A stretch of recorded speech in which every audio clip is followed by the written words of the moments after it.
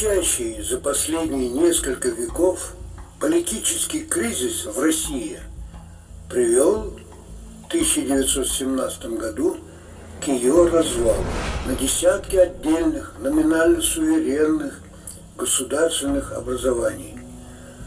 В процессе укрепления своей власти большевики искали формы практически полезные новой власти и юридически корректные, привлекательные и убедительные хотя бы для части населения политического объединения земель бывшей Российской империи.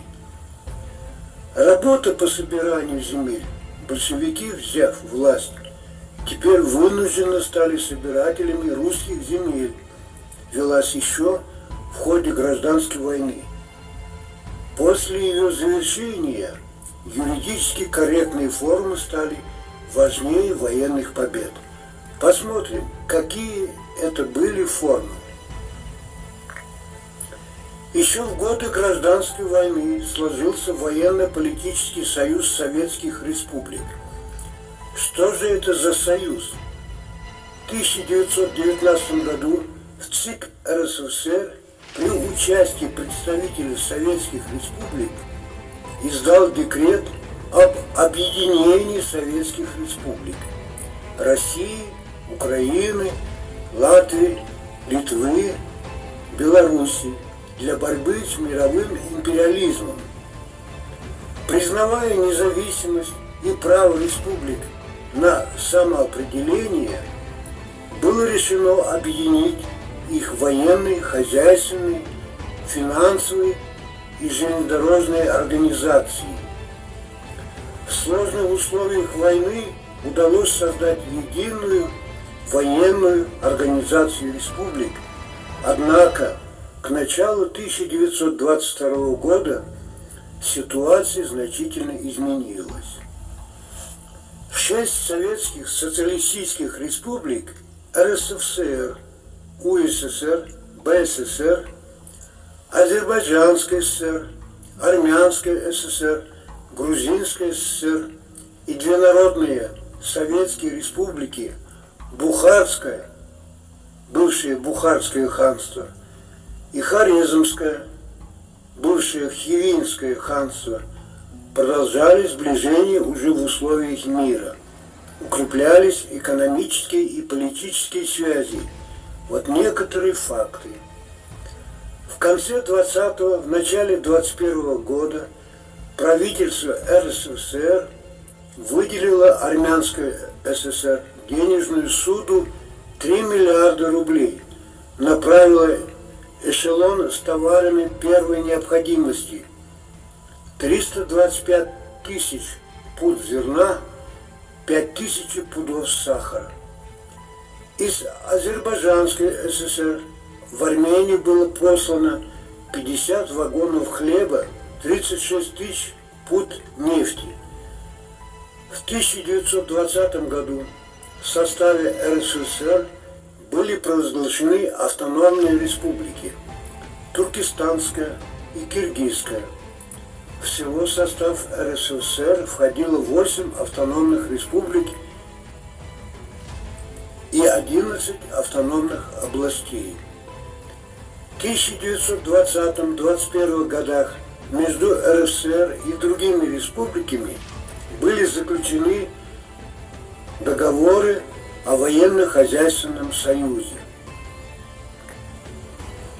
В 1922 году на Генуэзской конференции делегация РСФСР представляла все советские республики. В марте 1922 года Грузия, Армения и Азербайджан заключили договор об образовании Закавказской социалистической федерации советских республик. В августе 1922 года по предложению Политбюро ЦК была создана комиссия для подготовки очередному пленуму ЦК о взаимоотношениях РСФСР и независимых национальных советских республик. Председателем комиссии был Иосиф Сталин, который еще с момента создания первого советского правительства возглавлял наркомат по делам национальностей. К тому же за Сталиным еще с дореволюционных времен закрепился авторитет специалиста по национальному вопросу. В комиссию входил Куйбышев, Орджоникидзе, Раковский, Сокольников и представители национальных республик, по одному от каждой. Сталин подготовил проект резолюции, предусматривающий вхождение Украины, Белоруссии, закавказских республик в РСФСР на правах автономных республик. Вопрос об остальных республиках оставался открытым. Сталинская резолюция получила название проекта автономизации.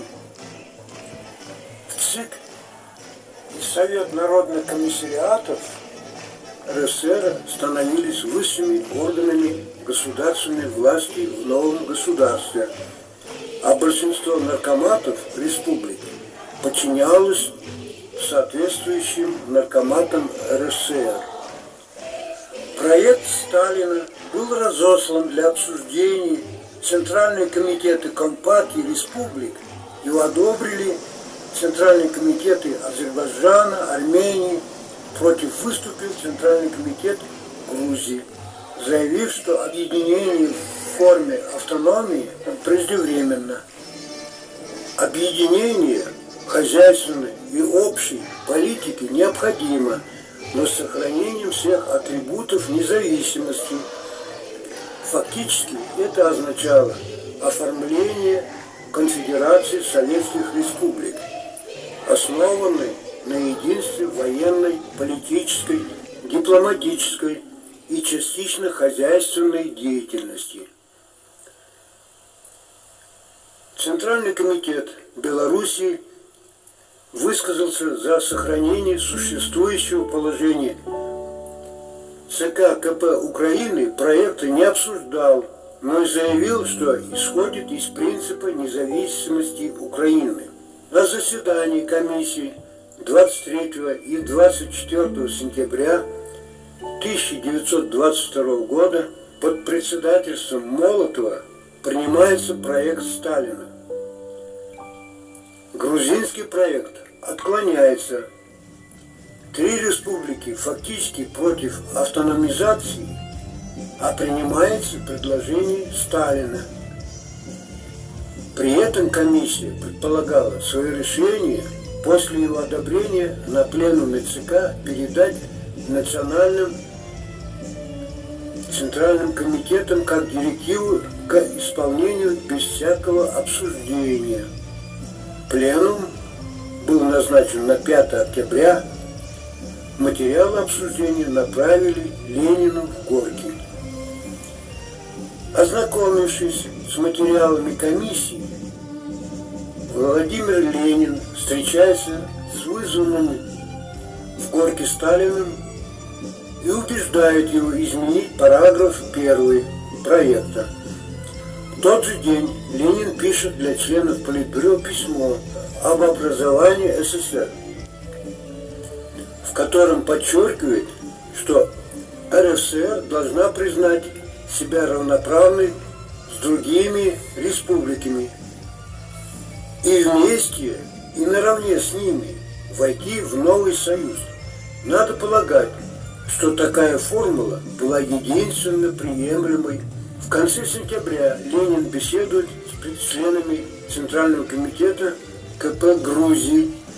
Он, считавший вопрос архиважным, убеждается, что Сталин имеет устремление торопиться. Поэтому Ленин советует проявить максимум осторожности и терпимости в решении национального вопроса Закавказья. По-прежнему Сталин полагал, что в ЦИК РСФСР должен стать высшим органом в новом союзе.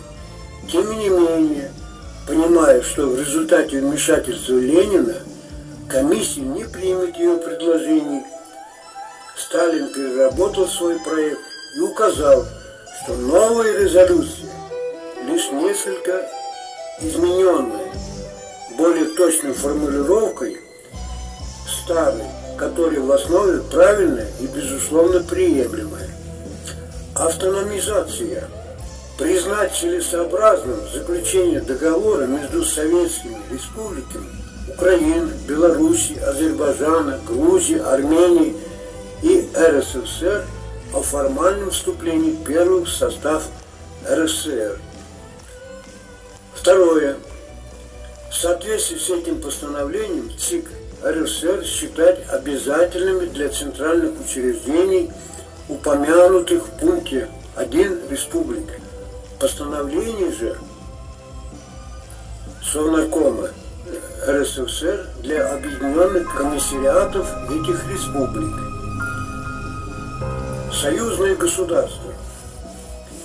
Признать необходимым заключение договора между Украиной, Белоруссией, Федерацией Закавказских республик и РСФСР об объединении их в Союз Советских Социалистических Республик с оставлением за каждый из них права свободного выхода из Союза. Высшим органом Союза считать союзный ЦИК, состоящий из представителей ЦИКов РСФСР, Закавказской Федерации, Украины и Белоруссии, пропорционально представляемого ими населения. 6 октября 1922 года Пленум ЦК одобрил позицию Ленина и принял на ее основе новую резолюцию. 18 декабря Пленум ЦК принял проект союзного договора, утвердить его должен был Союзный съезд Советов, открытие которого назначили на 30 декабря. По Конституции 1936 года СССР состояла из 11 республик. 3 республики Закавказья выделились из состава РСФСР. В 1924 году в СССР вошла Туркменская СССР, в 1925 году Узбекская ССР, в 1929 Таджикская ССР, в 1936 году вошла Казахская и Киргизская ССР. В 1940 году к СССР были присоединены Молдавская, Латвийская, Литовская и Эстонская ССР. 31 марта 1940 года была образована Карело-Финская ССР, который просуществовал до 1956 года, после чего была преобразована в Карельскую АССР. Союз Советских Социалистических Республик просуществовал до 26 декабря 1991 года, когда Совет Республик Верховного Совета СССР принял декларацию о прекращении существования Союза Советских Социалистических Республик в связи с образованием СНГ.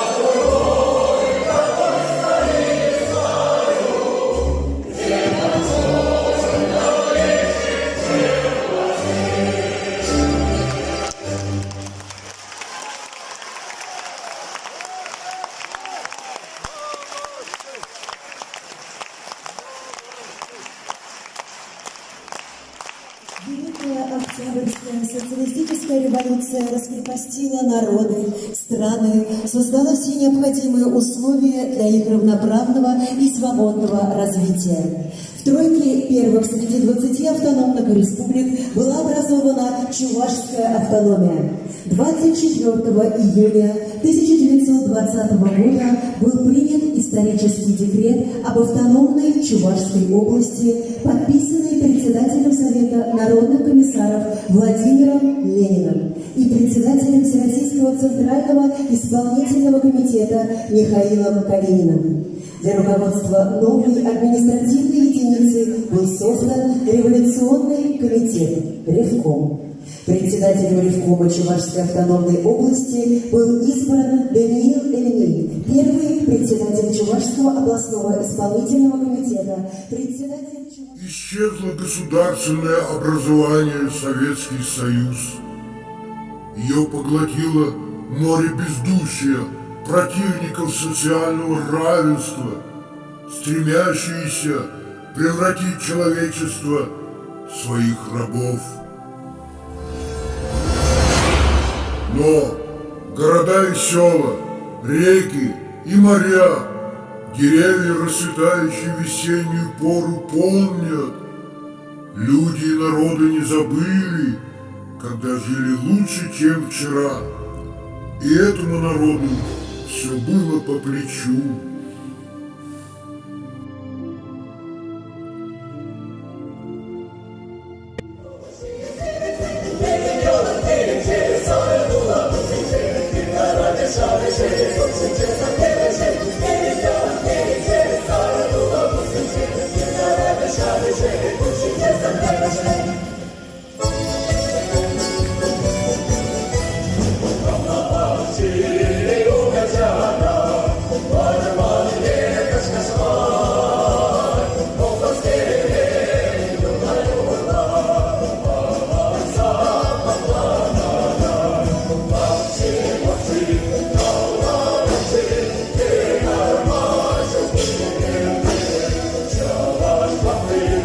She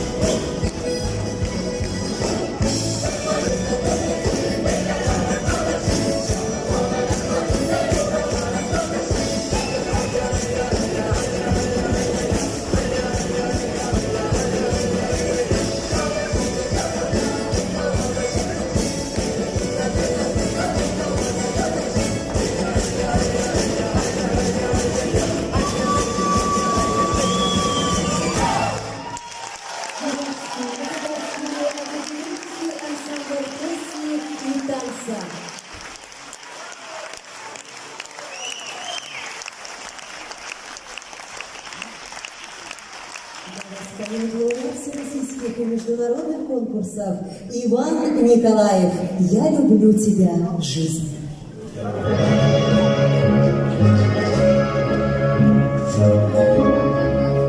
Тебе жизнь, что сама по себе не нова.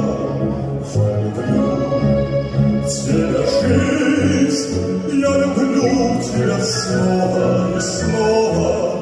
Вот ушел разошлись, я шагаю свободную снова. Я люблю тебя, жизнь, я хочу, чтобы лучше не стало. Не бывало дано жить земли и огня отстая. Мне известно давно, бескорыстная дружба мужская, звони каждого дня, как я счастлив, что нет мне покоя. Есть любовь у меня, жизнь не знаешь, что это такое.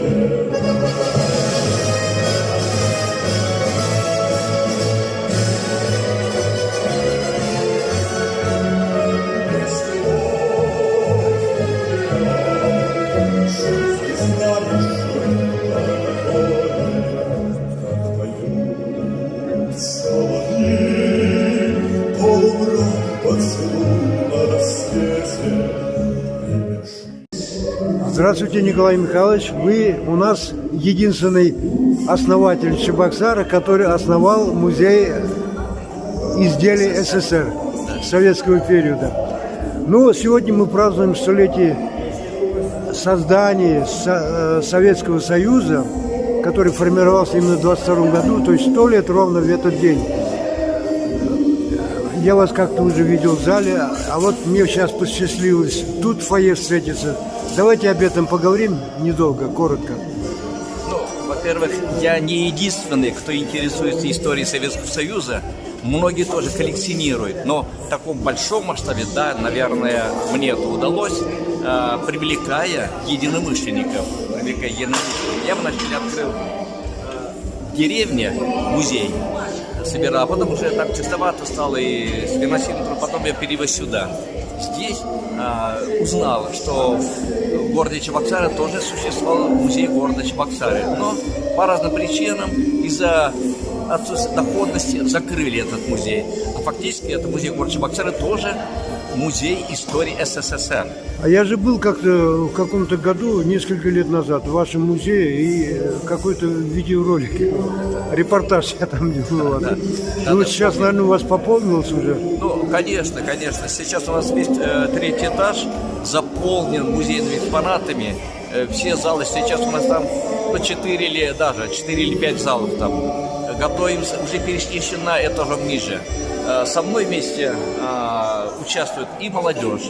Вот сегодня видели на сцене, наградили Игоря Новикова почетной грамотой. У него тоже дома музей советского быта. И он постоянно нам тоже помогает, проводит экскурсии. Сегодня он тоже здесь участвует. Это, конечно, сохранение памяти, истории. Это наглядное пособие за агитацию советской власти, Советского Союза. Вот мы сейчас заговорили о Советском Союзе. Следующий год, давайте в 23-м году, следующий год, значит, у нас наступает, догоняет нас.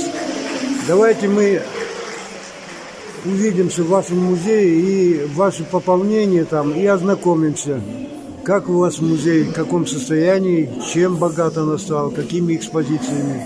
Посмотрим.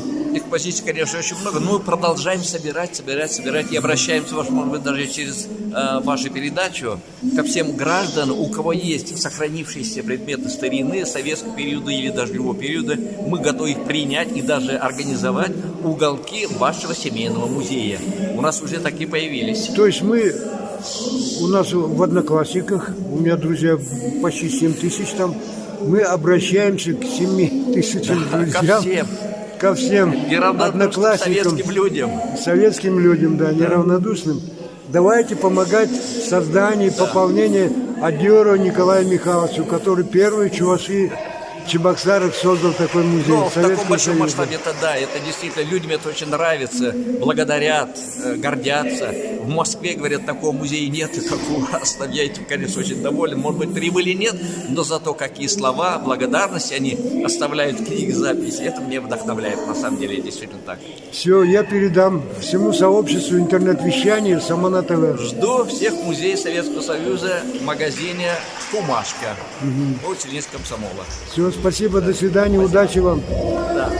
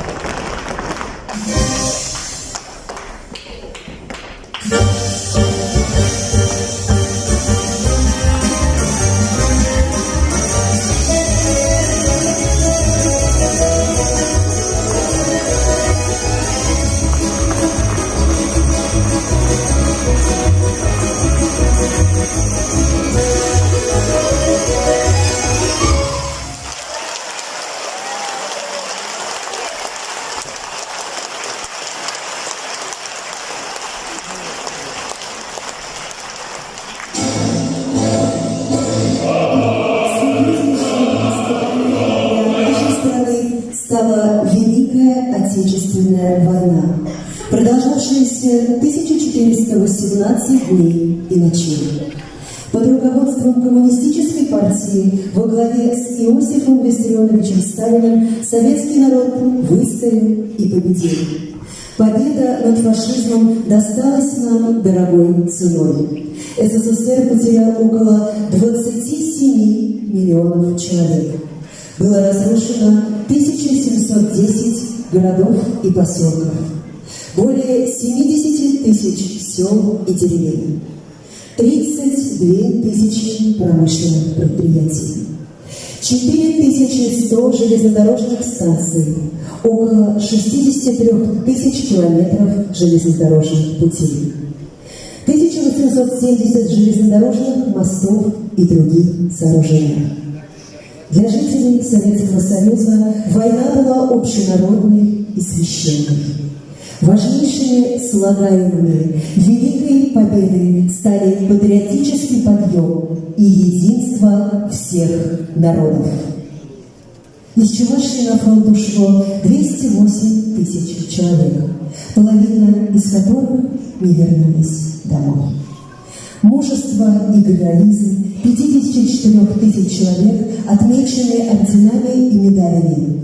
85 жителей республики получили высокое звание Героя Советского Союза.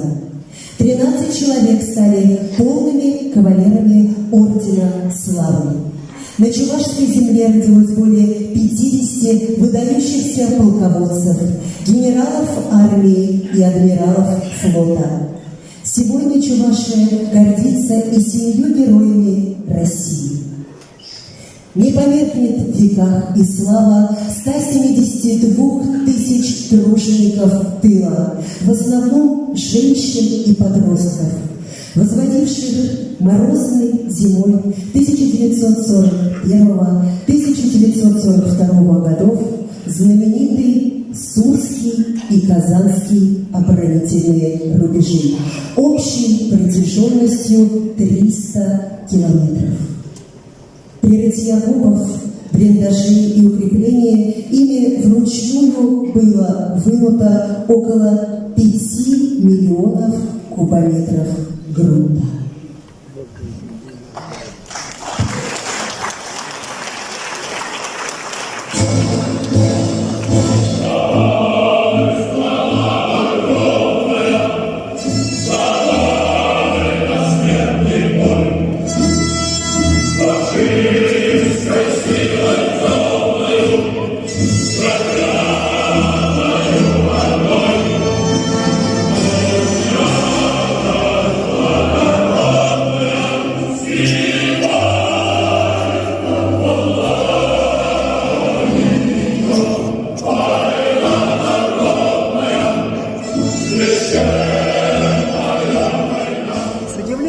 Сегодня на концерте, посвященном столетию образования СССР, здесь на выставке увидел знакомую фотографию.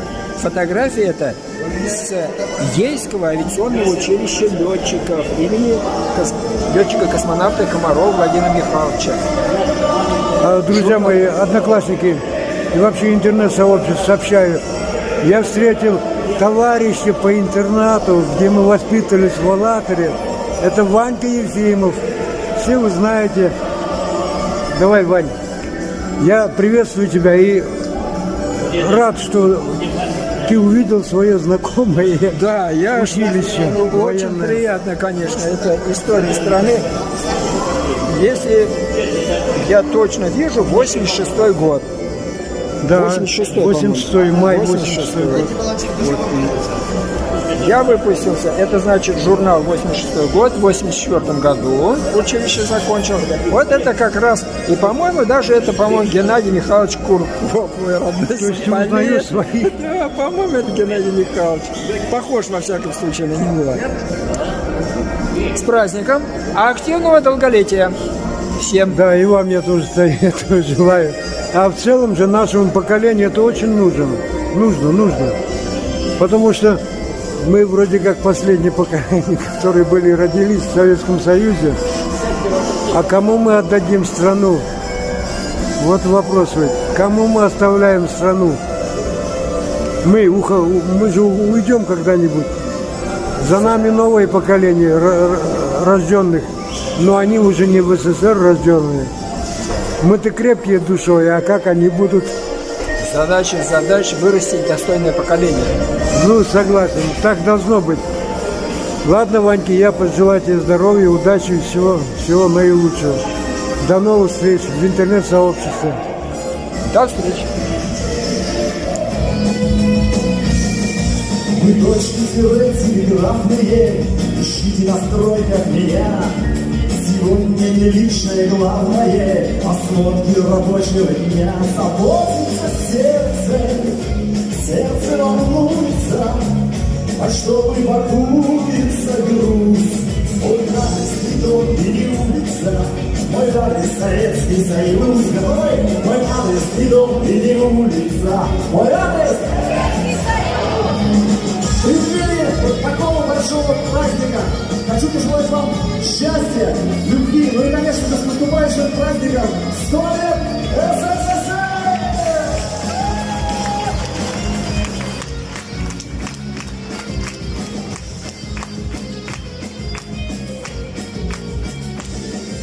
Я там, где ребята толковые, я там, где плакаты вперед, где песни советские новые, сторона трудовая поет. Заботится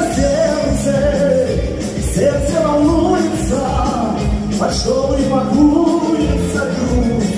Мой адрес не дом и не улица, мой адрес Советский Союз.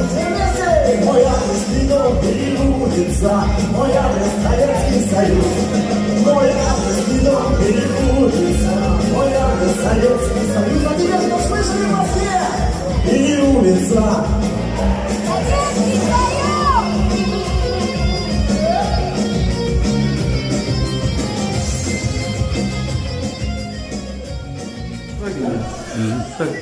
Так, Юрий Витальевич, сегодня в столице Чувашской Республики произошло фундаментальное событие – празднование столетия Советского Союза. Именно в день 100 лет назад организовался под руководством Владимира Ильича Ленина и Сталина Иосифа Советский Союз. Мы смотрели сегодня концерт. Какое ощущение? Какая мысль пришла новая? Какая идея у вас в голове? Я этого дня столетия ждал уже полгода, потому что это эпохальное событие для нашего чувашского народа. Да. Потому что нам дали автономию, государственность, благодаря Владимиру Ильичу Ульянову Ленина. Мне было очень приятно, что мы были третья республика, которая в числе первых получили автономию. Это великие события в 1922 году. Но эта автономия хорошо. Каждый раз вот это столетие Советского Союза спасибо. Но благодаря идеям Ленина, стараниям Сталина и других великих наших партийных вождей и в первую очередь советского народа. Это государство строил советский народ.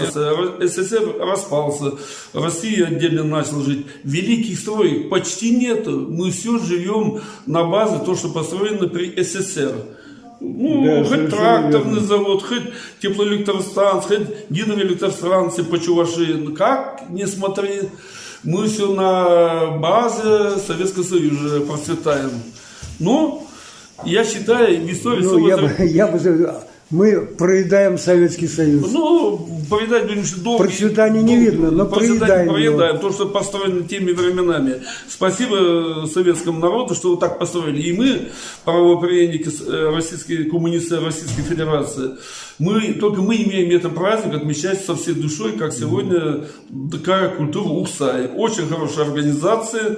И наш лидер Андреев Александр Михайлович тоже сильный доклад сделал. Я считаю, для потомков будет знать, что СССР не умер, она преобразовался, народ помнит. И многие хорошие черты от Советского Союза государства скоро наши руководители, думаю, возьмут, как китайцы от социализма взяли, у нас тоже внедряют, и мы по новой процветаем. Тем более Россия, вот нынешние политические события показывают то, мы как начали, нам Запад поможет, вот чем стали. Не зря сказал Александр III, у России есть только два друга, постоянно, два союзника, армия и флот. Вот сейчас то, что у нас вот международный империализм затеял, это то же самое идет в 18 году, в 12 году. Россию никогда не любили, мы всегда должны на себя рассчитать. И это Сталин хорошо знал, когда в 1941 году нам вся Европа напала. Сейчас тоже на нас напали. И благодаря только идеям Советского Союза, коммунистов, мы тогда выиграли. Сейчас тоже рабочий класс во главе с Зюгановым сплачивается, наш народ. И Путина тоже. Вы думаете, в России остался рабочий класс еще? Немного остался. Но благодаря нашему верховному командиру Путина мы и эту войну в Украине выиграем. Война, если начинается, она...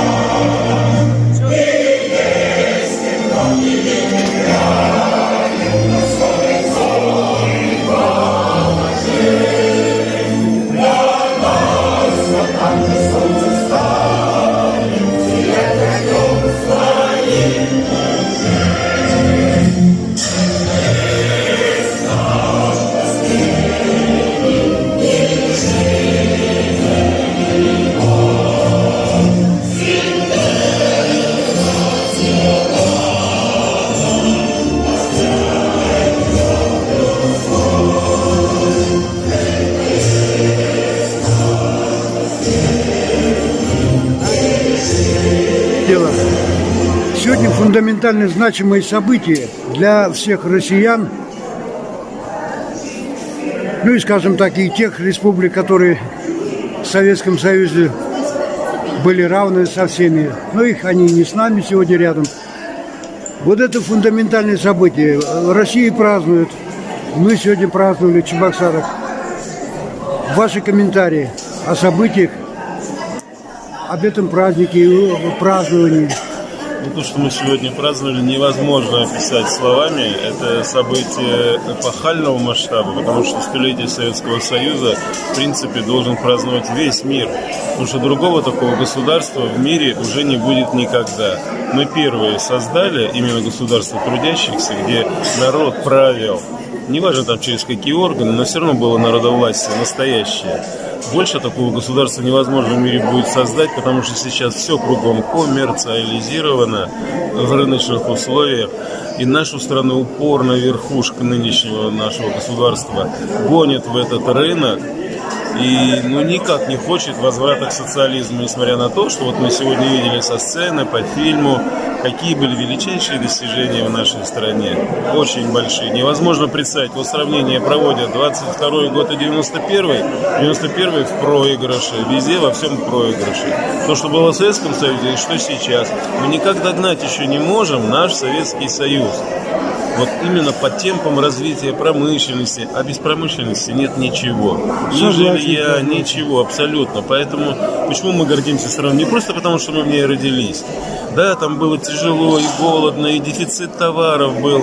Есть недостатки у планового хозяйства, потому что невозможно все спланировать. Да, но люди были простые в отношениях, доверительные отношения, дружеские. Да. Они знали, что на несчастную зарплату дворника 60 рублей он все равно проживет, ему хватало на месяц. Студентам 40 рублей хватало на стипендию прожить месяц. И все нормально. А сейчас иди-ка проживи на 60 рублей, на 40. До неделю не протянешь. Вот этим нам страна и запомнилась, что все в стране, что делалось раньше, вот это мы не очень-то любили, гигантские вот эти масштабы промышленных предприятий, вот в то время, когда вот я помню. Все во благо народа. Я сначала это я почему не любил, потому что я не понимал, что именно вот как ты сказал, во благо народа. Да. Не было бы магнитки, не было бы стали, не было бы ни машин, ни станков, ни самолетов, ничего. И как бы мы жили? Опять как в допотопном веке в палаточках, да? Вот, конечно, мы от этого ушли в Советском Союзе и пришли туда, куда надо, но сволочи развалили в 91 году. И вот тут уж ничего не поделаешь. И сейчас мы идем немножко не туда. И дай бог, вот, чтобы наша партия боролась и дальше. И мы будем бороться за восстановление Советского Союза, как мы сейчас говорим, социализма, но не старого. Вот нас за это клюют нынешние противники. Я согласен. Что мы, мол, тянем всех в этот отсталый Советский Союз. Во-первых, он не отсталый. И во-вторых, мы тянем не туда, а мы тянем к новому, к обновленному социализму, который будет существовать в новых реалиях, в рыночных, с учетом рыночных отношений, глядя на Китай. Они же сумели, у них рынок, и они обогнали даже США. Они сейчас вот в США на грани там 1-2 места по валовому продукту, который они производят. А у них, вот видите, они умеют и деньги заработать в рынке, и на благо народа пустить. Вот к этому мы стремимся. Я думаю, верю, что рано или поздно наше правительство тоже до этого дойдет. Ну пусть, может быть, не назовут социализмом, да, новый строй в России, но каким-то хотя бы вот пусть социальными гарантиями. Вот именно, пусть будет тот же рынок, но именно социально ориентированный для людей, чтобы все, что нужно людям, чтобы все государство давало. А ради чего тогда оно государство нужно вообще, в принципе, если не ради людей? Что, ради самого себя, ради только президента, что ли? Так, конечно, только ради нас. Прошу меня извинить, вот так наш вот председатель Союза советских офицеров Юрий Аркадьевич. 100 лет образования Советского Союза. Вот вы в первом ряду сегодня сидели, я вас увидел, заметил. Ваши впечатления по поводу проведения этого праздника, мероприятия, которое значимо для всего, для беднейших россиян. Для всего это прекрасно. Завтра проведем возложение святого памятника Ленина 13 часов. Там решим, мы скажем на митинге.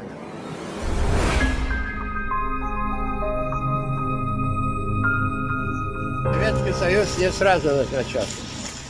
Хотя ее мы отмечать будем 22-30 декабря этого года, 100 лет. Но она началась, образовался чуть пораньше.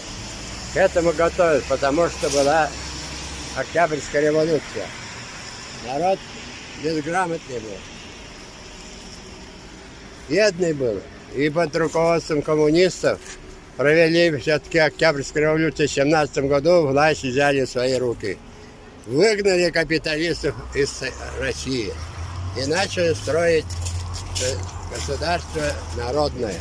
Но тут война помешала, гражданская еще напали. 14 стран напали, уничтожить хотели молодую республику. Но мы под руководством коммунистической партии и наших народов все-таки мы их отогнали. И к 22 году начинать строить. Это прямо образование начало. Наш безграмотный был, половина населения. Как раз под руководством коммунистов, руководством Владимира Ильича Ленина, Сталина началась война. И в 22 году Белоруссия, Украина решили все-таки образовать Союз Советских Социалистических Республик. И поэтому считается, что Союз Советского СССР 30 декабря 22 года. Ну и в связи с этим другие республики начали объединяться, и басмачи, и другие, потому что всех республик разные были. Грузины стали объединяться в одну страну. И она создала Союз Советских Союзов. Начался строительство, мирное жительство, построение, заводы, предприятия. Народ грамотный стал, ученые стали. И опять помешала, опять войны всегда, Великая Отечественная война. Если бы у нас Советский Союз не организован было до 1941 года, то мы бы не победили эту фашизм. Поэтому у нас народу образованно стали, учителя, народ грамотный стал. Не зря фашистские генералы, адмиралы говорили, это учителя русские победили, потому что именно русский народ, учителя учили молодежь грамоте. И мы Великую Отечественную войну выиграли. Все-таки тяжело было. Конечно, выиграли страну, победили, и надо было восстановить страну. Разрушено полстраны было, вы все знаете. Надо было восстановить предприятия. Полстраны разгромлено, построить. Сталин сказал, если за 10 лет мы не построим, 100 лет мы не построим. Поэтому за десятилетие почти страну мы подняли. Чуваши даже взять пример. В 50-х годах уже начал строить Чувашскую республику. У нас город кончался только во всех училищах, кто знает. На этом заправка была и все. Ничего тут не было. Где поле было, там поле, тут поле, кругом поле. За электроаппаратный завод, там что земли, поезда туда приезжали во время войны, вывозили вооружение. За внимание будем бороться и победить должны. Победа должна быть за нами. Иначе победы не будет, то ничего не будет. Спасибо за внимание. Дорогие друзья, уважаемые товарищи, через 5 дней вся наша страна и, я думаю, все прогрессивное человечество в целом в мире будет праздновать столетие со дня образования Великого Советского Союза. Наш Советский Союз показал всему миру, как может жить простой трудовой народ, если он сам управляет государством. Бесплатная медицина, образование, квартиры. Можно долго все перечислять. Все те блага, все те социальные права, которые появились впервые в мире, все это было в нашем Советском Союзе. И до сих пор люди, которые жили во времена Советского Союза, с теплотой вспоминают. И вот на вчерашнем мероприятии многие плакали. Говорят, в Советском Союзе, в коммунизме жили. Да, многие плакали, когда вот они вспоминают свою молодость, вспоминают уверенность в завтрашнем дне. А сейчас никто из нас не знает, что будет через месяц даже, что будет завтра. И как будут жить дети наши, как будут жить наши внуки, никто не знает. Потому что из года в год и политическая ситуация, и экономическая ситуация становится все хуже. И нет никакой определенности и никакой нет уверенности в завтрашнем дне. То есть мы сейчас вспоминаем даже, что было, допустим, 5-10 лет, да? Мы думали, что хуже не бывает. Дорожает, простой трудовой народ живет все из года в год хуже и хуже. И мы поэтому постоянно вспоминаем Советский Союз, который не смогли уберечь, и вот те предатели, которые ради своих личных интересов пошли на уничтожение Советского Союза. Фактически сейчас, уже спустя время, что была холодная война, так называемая, и многие наши руководители в то время, которые руководили страной, даже получали потом награды от США, от этих западных стран. Нормально люди не могут развиваться при капитализме массово. Да, есть определенные, скажем так, кучка компрадорской власти, которые благодаря эксплуатации рабочего класса, как я уже говорил, продаже наших национальных богатств, ресурсов, они, да, жируют, они покупают себе яхты, виллы, там, вплоть до островов. Но остальная часть, большая часть нашей великой страны, они бедствуют и выживают. Нас подсаживают на кредиты, ипотека. Молодежь вынуждена по 15, по 20 лет выплачивать ипотеку. И когда вот с ними разговариваешь, общаешься, что во времена Советского Союза квартиры давали бесплатно. Почему? Потому что люди были в приоритете. Простой трудовой человек был в приоритете в нашем государстве, в нашем Советском Союзе. И наша с вами задача вернуть нашу великую страну на рельсы социализма. Только социализм, только победа КПРФ способна возродить нашу страну.